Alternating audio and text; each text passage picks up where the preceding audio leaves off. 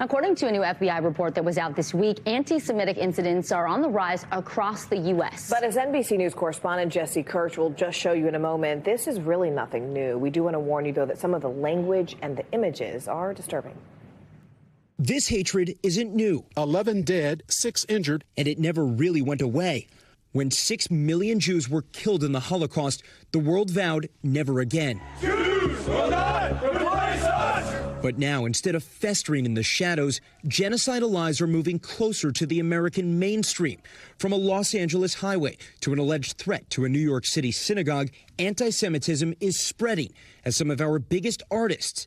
I see good things about Hitler also. Athletes. I cannot be anti-Semitic if I know where I come from. And leaders, including members of Congress on the left and right, even a former president, are accused of fueling anti-Semitism. You had some very bad people in that group, but you also had people that were very fine people on both sides. Most recently, former President Trump dined with a Holocaust-denying white nationalist, as Republicans were criticized for not responding more forcefully. There is no room in the Republican Party for anti-Semitism or white supremacy. Corporations are also under scrutiny. Kyrie Irving was benched 8 games for spreading what the NBA commissioner called deeply offensive anti-Semitic material. But it took Nike more than a month to cut ties with him. Adidas dropped the rapper formerly known as Kanye West, but that shoe brand has its own historical ties to Nazi Germany, noticeably not mentioned on its website history page. These moments made headlines, but there have been many more.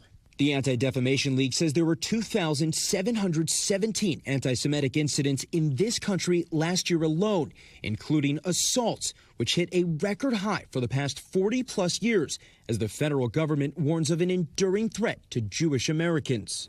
Are you nervous about the way things are in this country right now? It seems extremely. Extremely. Jacqueline Gold has always felt trepidation.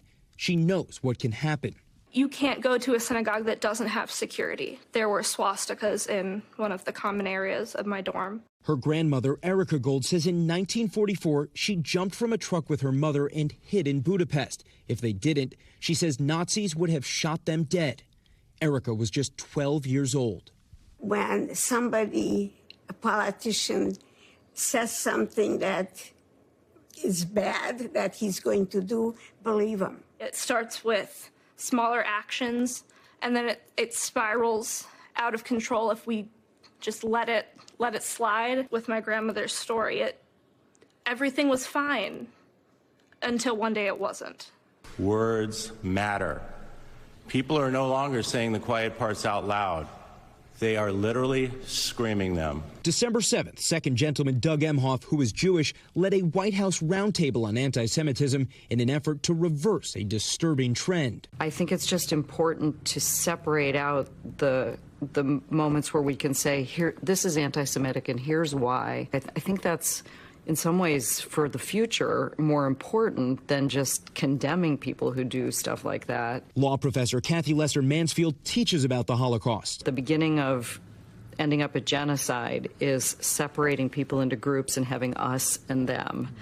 And, you know, that is what the white supremacists in this country are trying to do. The most important thing that we need to focus on is education, because hatred really stems from ignorance. And as officials and communities work to deprive this resurgent hate of any oxygen, one thing is already clear.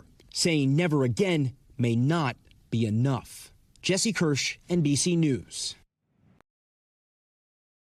Thanks for watching our YouTube channel. Follow today's top stories and breaking news by downloading the NBC News app.